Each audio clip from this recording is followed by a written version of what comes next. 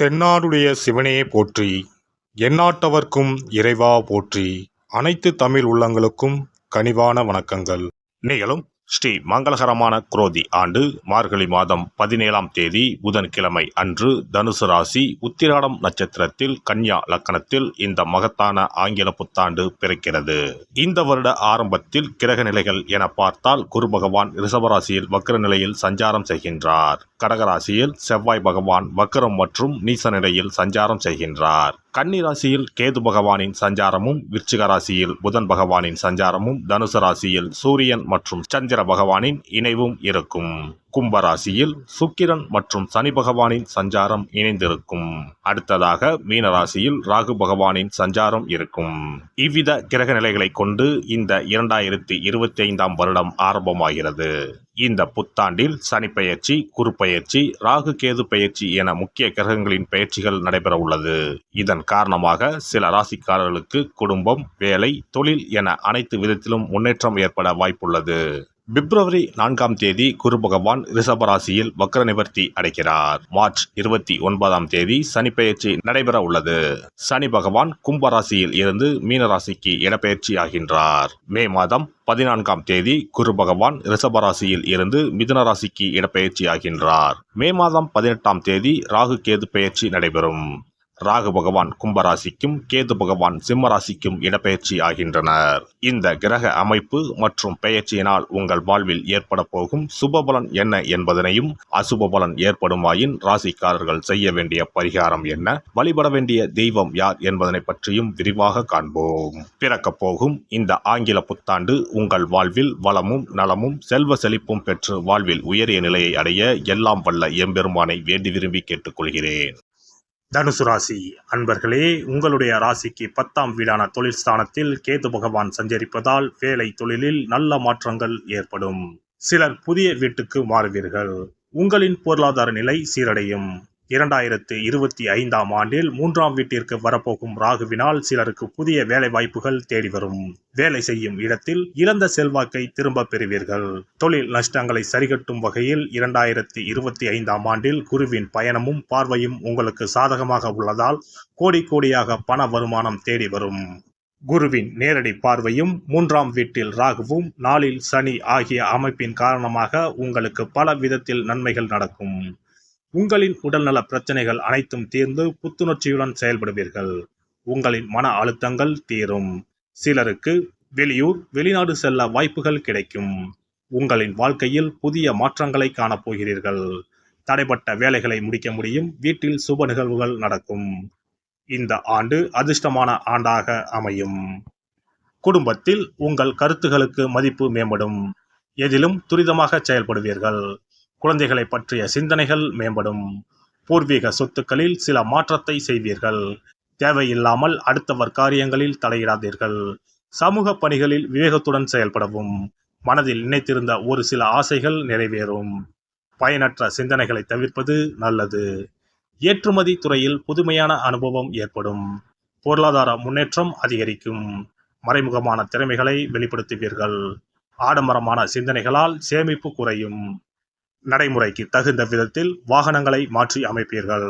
நரம்பு சார்ந்த இன்னல்கள் ஏற்பட்டு நீங்கும். விசா தொடர்பான பிரச்சனைகள் குறையும். கடன் சார்ந்த பிரச்சனைகள் குறையும். குடும்ப உறுப்பினர்களிடம் மனம் விட்டு பேசுவது புரிதலை மேம்படுத்தும். உடல் ஆரோக்கியத்தை பொறுத்தவரை ஏற்ற இறக்கமான சூழல் உண்டாகும். அவ்வப்போது ஒற்றை தலைவலி சார்ந்த பிரச்சனைகள் ஏற்பட்டு நீங்கும். எதிலும் சிக்கனமாக செயல்படுவது பல பிரச்சனைகளுக்கு தீர்வாக இருக்கும். பெண்களை பொறுத்தவரை பொழுதுபோக்கு விஷயங்களில் ஆர்வம் அதிகரிக்கும். கடினமான பணிகளையும் சாதாரணமாக செய்து முடிப்பீர்கள். குடும்ப உறுப்பினர்களின் வழியில் ஒத்துழைப்பு கிடைக்கும். வாகன பயணங்களில் ஆர்வம் ஏற்படும். வாழ்க்கை துணைவர் வழியில் விட்டு கொடுத்து செல்வது நல்லது. மறைமுகமான சில விஷயங்களை எளிதில் புரிந்து கொள்வீர்கள். மாணவர்களுக்கு கல்வியில் இருந்து வந்த குழப்பமும் தயக்கமும் படிப்படியாக குறையும். புதிய ஆராய்ச்சி சார்ந்த துறைகளில் ஆர்வம் ஏற்படும். எதிர்காலம் சார்ந்த தெளிவான முடிவுகளை எடுப்பீர்கள். விளையாட்டுத் துறைகளில் திறமைகளை வெளிப்படுத்துவீர்கள். பணிபுரிவோருக்கு உத்தியோக பணிகளில் சற்று கவனத்துடன் செயல்பட வேண்டும். சஞ்சலமான சிந்தனைகளை தவிர்த்துக் கொள்வது நல்லது. இடமாற்றம் சார்ந்த விஷயங்களில் சிந்தித்து செயல்படவும். உயர் அதிகாரிகளிடத்தில் விட்டு கொடுத்து செல்வதால் அனுகூலமான பலன்கள் ஏற்படும். அலுவலகம் சார்ந்த ரகசியங்களில் விவேகத்துடன் செயல்படவும். சக ஊழியர்களால் பொருளாதாரம் சார்ந்த உதவிகள் கிடைக்கும். வியாபாரிகளை பொறுத்தவரை தொழில் வியாபார பணிகளில் தகுந்த ஆலோசனை பெற்று புதிய முதலீடுகளை மேற்கொள்ளவும். எதிர்பாராத சில தடைகளால் தாமதமும் அலைச்சலும் ஏற்படும். நடைமுறை வியூகங்களை அறிந்து செயல்படவும். வழக்கு சார்ந்த விஷயங்களில் சில மாற்றங்கள் ஏற்படும். அடிக்கடி பயணங்களை மேற்கொள்வதற்கான சூழல் உண்டாகும். தொழில் நிமித்தமான சில தந்திரங்களை புரிந்து கொள்வீர்கள். கலைஞர்கள் கலை சார்ந்த துறைகளில் புதுவிதமான அனுபவங்களை பெறுவீர்கள். எதிர்பார்த்த சில வரவுகள் தாமதமாக கிடைக்கும். அளவான பேச்சுக்கள் உங்கள் மீதான நம்பிக்கையை மேம்படுத்தும். வெளிவட்டாரத்தில் திறமைக்கு உண்டான மதிப்பும் மரியாதையும் கிடைக்கும். கடைசி நிமிடத்தில் நினைத்த பணிகளில் சில மாற்றங்கள் ஏற்படும். சுபகாரியம் தொடர்பான விரயங்கள் உண்டாகும். வீடுமனை வாங்குவதில் ஆர்வம் ஏற்படும். அரசியல்வாதிகள் கட்சி சார்ந்த பணிகளில் விவேகத்தோடு செயல்படவும். உடன் இருப்பவர்களிடம் முன்கோபமின்றி செயல்படுதல் நல்லது. பலதரப்பட்ட மக்களின் அறிமுகம் ஏற்படும். எதிர்பாராத சில பயணங்களால் உடலில் ஒருவிதமான அசதி உண்டாகும். ஆதாரம் இல்லாத கருத்துக்கள் கூறுவதை தவிர்ப்பது நல்லது. செவ்வாய்க்கிழமை தோறும் நல்லெண்ணெய் தீபம் ஏற்றி முருகப்பெருமானை வழிபாடு செய்து வர சிந்தனைகளில் தெளிவும் மனதளவில் உத்வேகமும் பிறக்கும். சிறப்பு தொகுப்பு 2025ஆம் ஆண்டு சிறப்பாக அமைய புத்தாண்டு அன்று இதை மட்டும் செய்தால் போதும். 2025ஆம் ஆண்டு புத்தாண்டை வரவேற்க அனைவரும் ஆவலாக காத்திருக்கிறோம். ஆனால் அதற்கு முன்பு 2024ஆம் ஆண்டிற்கு நன்றி சொல்லி விடை கொடுப்பதும் மிகவும் முக்கியமானதாகும். இந்த ஆண்டில் கிடைத்த நல்ல விஷயங்களுக்கு நன்றி சொல்வதுடன் கிடைக்காமல் போன விஷயங்களுக்கும் சேர்த்து நன்றி சொல்ல வேண்டும். இதனால் பிறக்கப் போகும் புதிய ஆண்டில் அவைகள் இன்னும் சிறப்பாக நமக்கு நடப்பதற்கு வழிவகுக்கும்.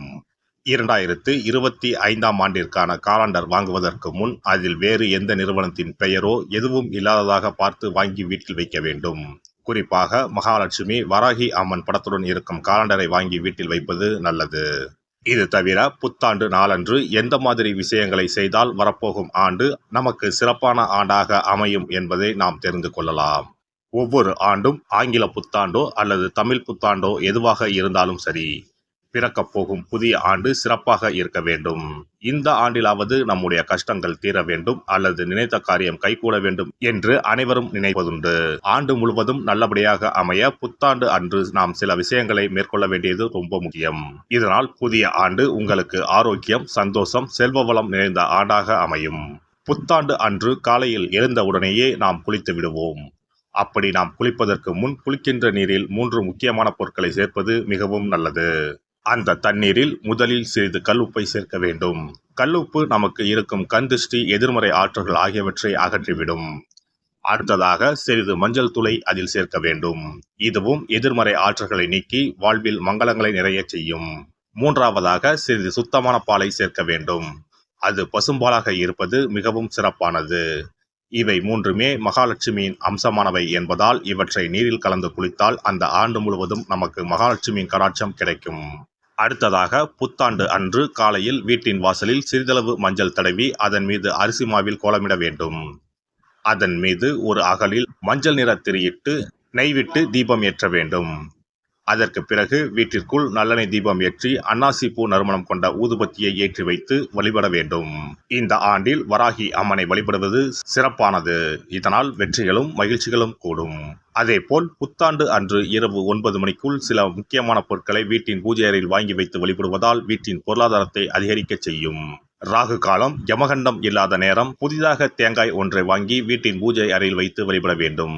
அதன் பிறகு அதை எடுத்து சமையலுக்கு பயன்படுத்திக் கொள்ளலாம். தேங்காய் மங்களத்தின் அடையாளமாக கருதப்படுகிறது. இந்த பொருளை வீட்டில் வாங்கி வைப்பது மிகவும் நல்லது. அதோடு மயிலிறகை தேவஸ்தான கடைகளில் போய் வாங்கி கொண்டு வந்து வீட்டில் வைக்கலாம். முருகப்பெருமானின் வாகனமாக இருக்கக்கூடிய மயிலின் இறகை வீட்டில் வைப்பதால் நேர்மறை ஆற்றல்கள் பெருகும். அடுத்ததாக ஒரு கைப்பிடி அளவாவது பச்சரிசியை வாங்கி வீட்டில் வைத்து வழிபடலாம். கடைசியாக லட்சுமி குபேரர் சிலையை வாங்கி வைக்கலாம். லட்சுமி குபேரர் சிலை கிடைக்காவிட்டாலும் லட்சுமி குபேரர் படத்தையாவது வாங்கி வைத்து வழிபடுவது சிறப்பு. இதனால் ஆண்டு முழுவதும் வீட்டில் செல்வம் பெருகிக் கொண்டே இருக்கும். எல்லாம் வல்ல இறையருளால் நீங்களும் உங்கள் அன்பு குடும்பமும் உடல் நலம், நீலாயுள், நிறை செல்வம், உயர் புகழ், மெய்ஞானம் ஓங்கி வாழ்க வளமுடன். இந்த வீடியோ பதிவு உங்களுக்கு பிடித்திருந்தால் லைக் பண்ணுங்க, கமெண்ட் பண்ணுங்க, ஷேர் பண்ணுங்க. மறக்காம சப்ஸ்கிரைப் பண்ணுங்க. பக்கத்துல இருக்கிற பெல் பட்டனை கிளிக் பண்ணுங்க. நன்றி, வணக்கம். ஓம் நமச்சிவாய. சிவாய நம.